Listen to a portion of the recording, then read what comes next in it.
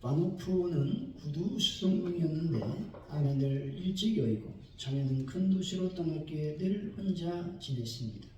그러나 그는 주변에 좋은 이웃이 있어 크게 외롭지 않았고 이웃은 그를 늘 아빠라고 불렀다는 것이죠. 하지만 성탄 시즌이 되면 가족들이 모였고 바노프 할아버지는 늘 외로웠고 항상 외톨이였습니다.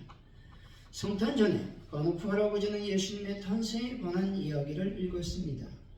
빈 방이 없어 말구에 나시니가 아기 예수가 너무 안타까워 내게 오셨으면 내 침대를 내어드렸을 텐데 하고 생각했습니다.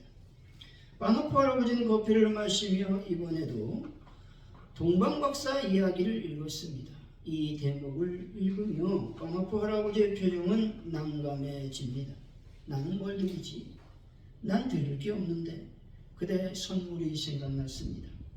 할아버지는 선반에서 통 하나를 내려 가죽 구두 한 켤레를 꺼냈습니다. 구두 수선하고 남은 자투리 가죽으로 만든 아주 작은 구두였다는 것이죠. 할아버지는 성경을 읽다가 잠깐 잠이 들었습니다. 그런데 누군가가 자기를 불렀습니다. 바노프야, 바노프야. 깜짝 놀라 주위를 둘러보니 아무도 없었습니다.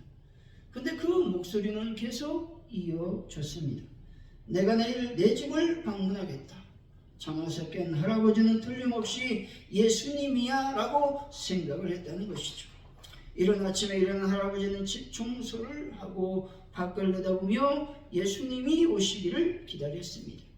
거리에는 아무도 오가는 사람이 없었습니다. 그런데 드디어 인기척이 났습니다.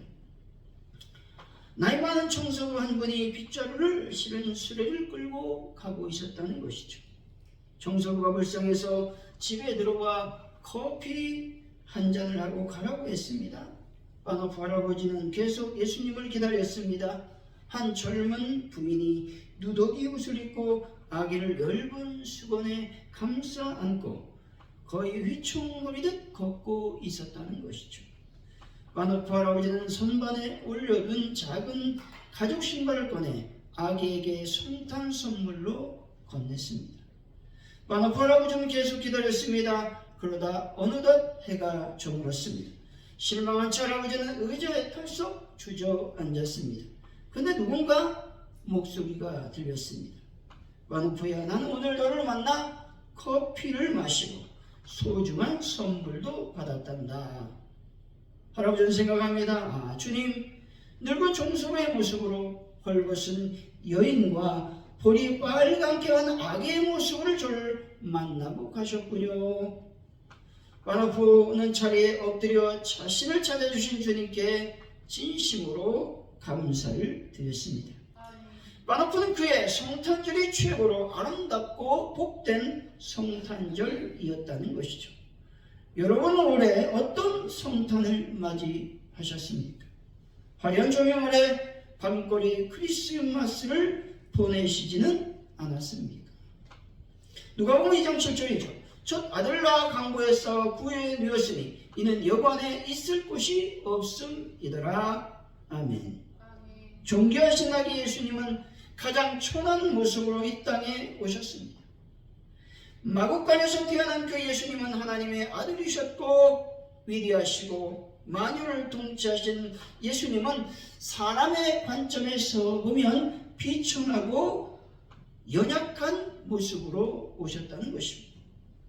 사랑하는 성도 여러분, 성탄을 지나 주연절이 가까운 이때에 내가 원하는 것을 하지 마시고 오직 예수님께서 원하시는 삶을 살아가는 귀한 분들이 되시기를 예수 이름으로 간절히 축원드립니다.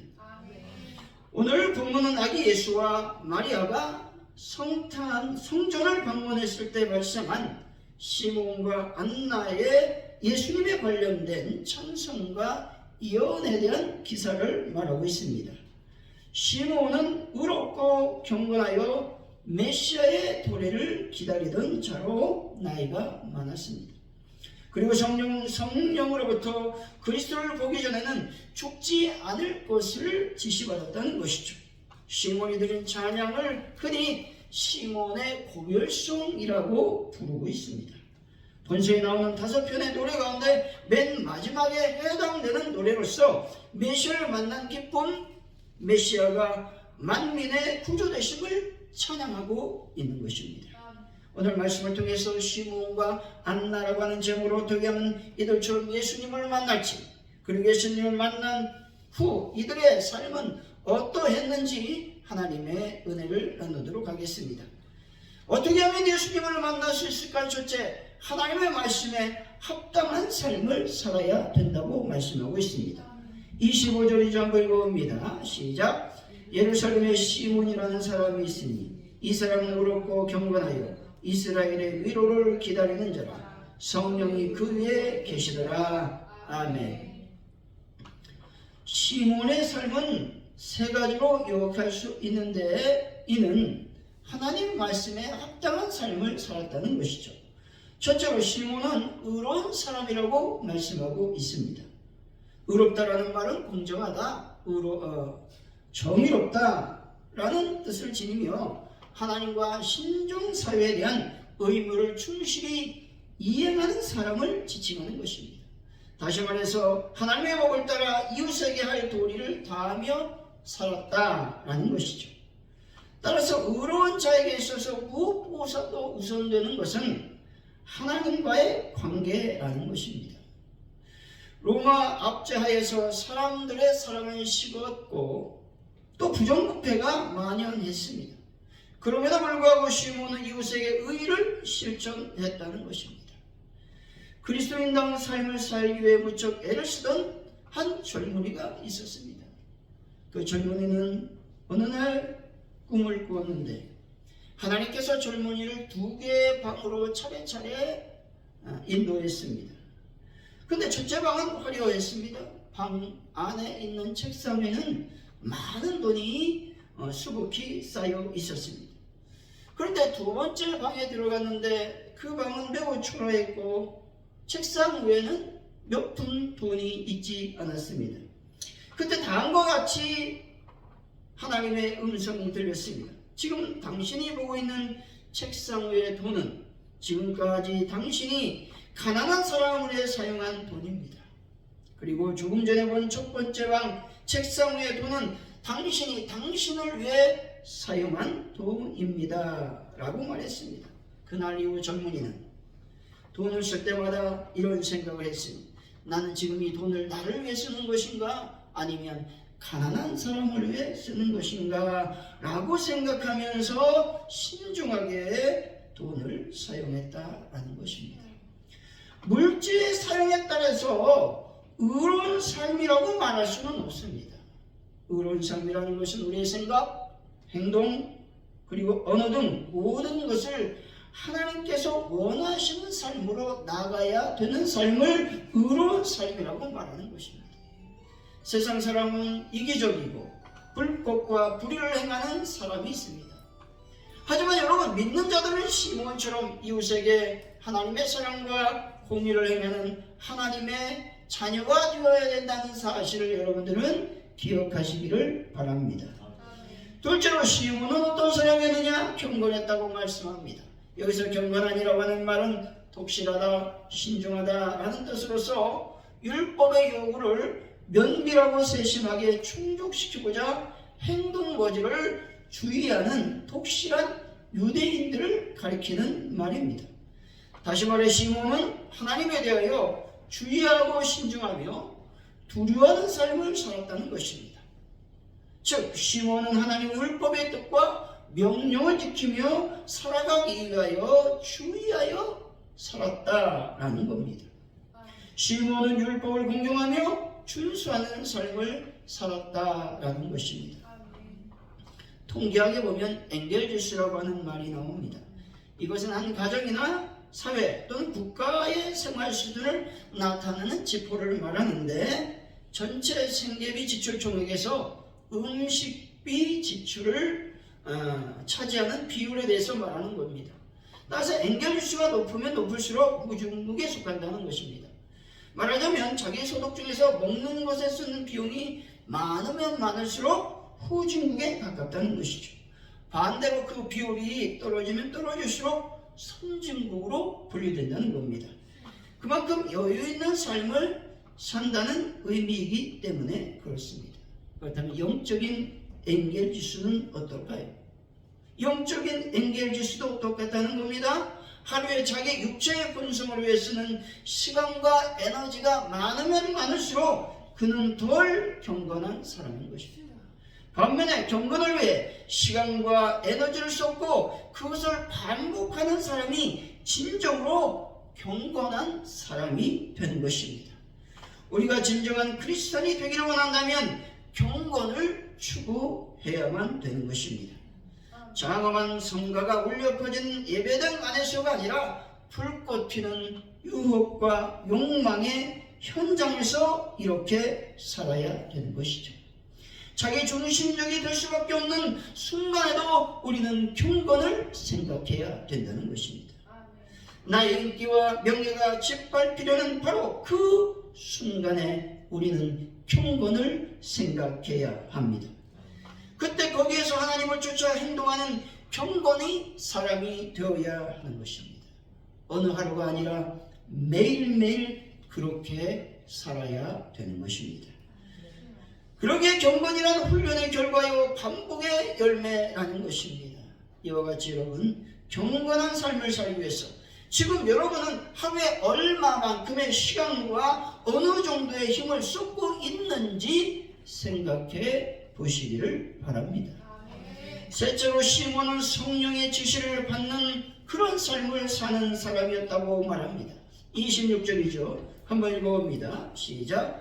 그가 주의 그리스도를 보기 전에는 죽지 아니하리라는 성령의 지시를 받았더니 아멘. 여기서 지시를 받았다라는 말씀은 사건을 다루다 또한 계시를 전달하다라고 하는 의미로서 계시에 의한 하나님의 가르침을 나타낸다는 것입니다. 시몬은 오랜 세월을 메시아의 도래를 위해 기도했을 것입니다. 그리고 하나님은 계시의 전달자인 성령님을 통해 의롭고 경건한 시몬에게 예수님께서 오실 것을 보리라 계시를 허락해 주셨다는 겁니다. 성령님의 인도를 따라 살았던 사람이 시몬이라는 사람입니다. 오로티지라고 하는 분은 이렇게 말합니다. 성령 안에 산다는 것이 무엇을 뜻합니까? 라고 하는 질문을 던지고 그 대답을 이렇게 합니다. 성령 안에 살고 성령 안에서 걷는다는 것은 당신 속에 그리스도께서 계시다는 사실을 끊임없이 의식하는 것입니다. 라고 말했습니다.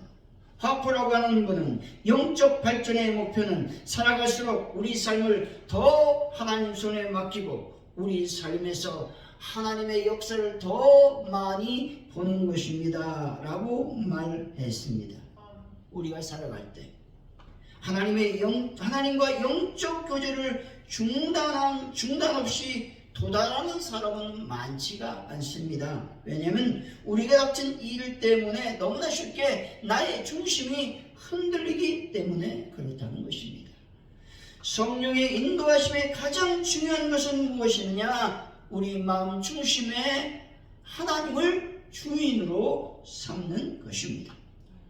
주님이 나의 모든 것에 결정을 내리는 결정권자로 삼는 것입니다. 하나님은 내가 내린 결정에 동의하는 분이 아니라는 것입니다. 우리가 알아서 계획을 짜고 주님의 결정을 기다리다가 통보를 받는 분이 아니라는 말씀인 것이죠. 우리는 모든 일에 주님의 음성에 순종하는 삶을 살아야 되는 것입니다. 그때 주님은 우리의 인도자로서 모든 것을 뜻대로 인도해 나아가신다는 것입니다.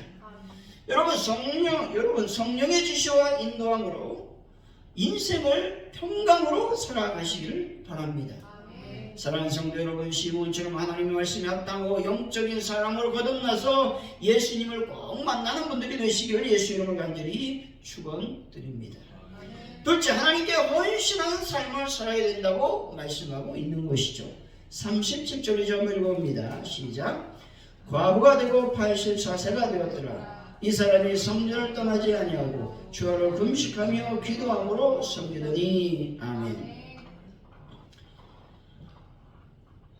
개역 한글에는 84세가 되었더라 이렇게 되지 않고 성전에서 84년을 살았다 이렇게 말하고 있는데, 안나의 나이를 계산해 보면 이 당시 풍습은 14살이 되면 결혼하는 풍습이 있었다는 것이죠. 안나가 결혼한 후 7년 동안 남편과 살다가 남편과 사별을 했습니다. 그럼 성전에서 84년을 살았다고 말하고 있으니 이 안나의 나이가 최하 몇 세가 됩니까? 105세 정도 된다는 것입니다.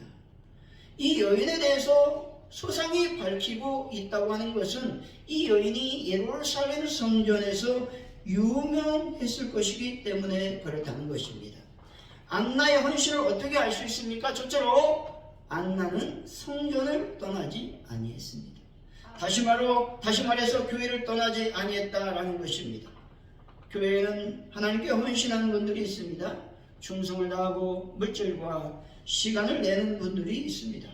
몸으로 헌신하고 성김으로 성도들을 돌보는 분들이 있는 것이죠. 남들이 보든 보지 않든 이렇게 열심히 헌신하는 분들이 있습니다.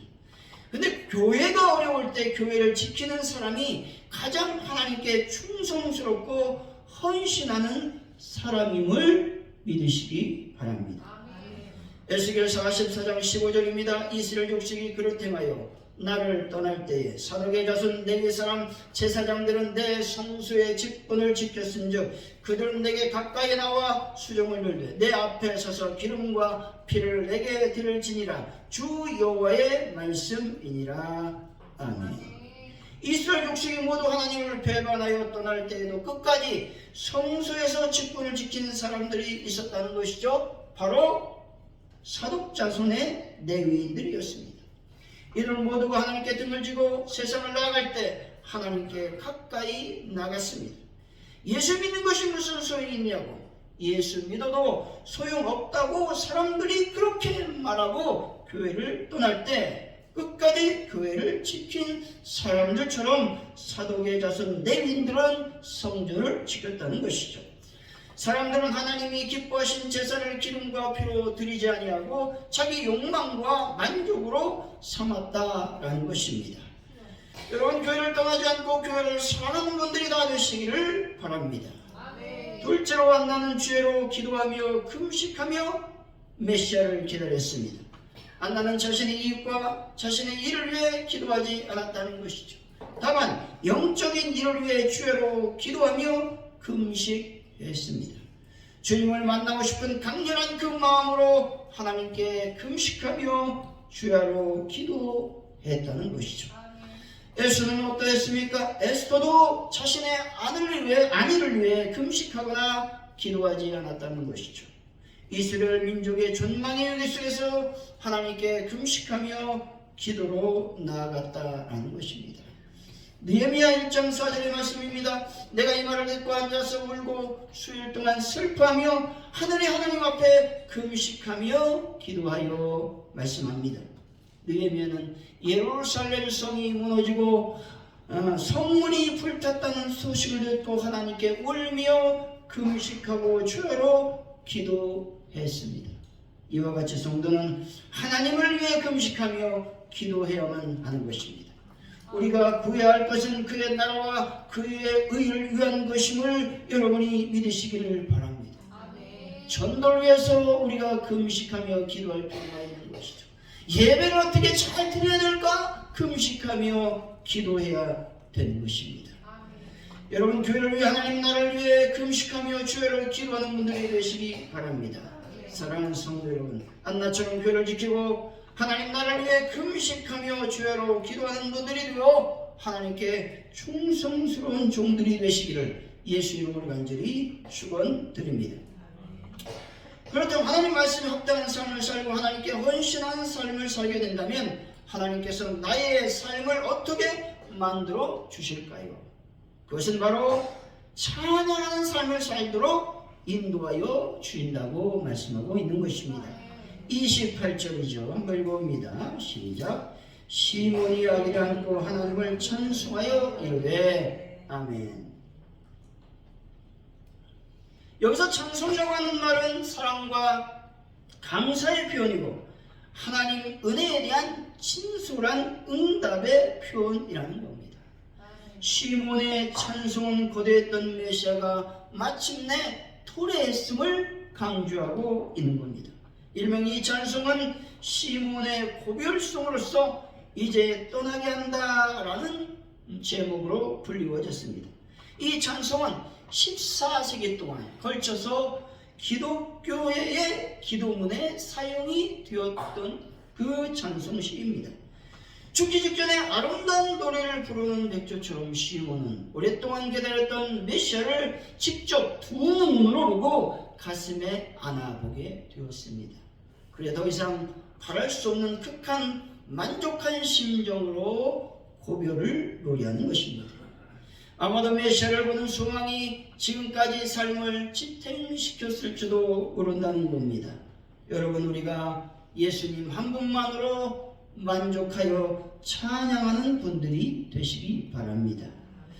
29절이 좀 읽어봅니다. 시작.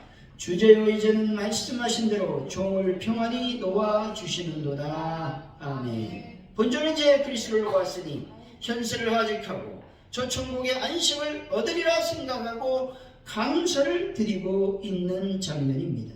이 찬송은 우리가 비록 현세를 살고 있지만 시몬이나 바울처럼 내세를 더 사모하고 그곳에 삶의 희망을 두고 살아야 된다라는 것들을 말씀하고 있는 것입니다.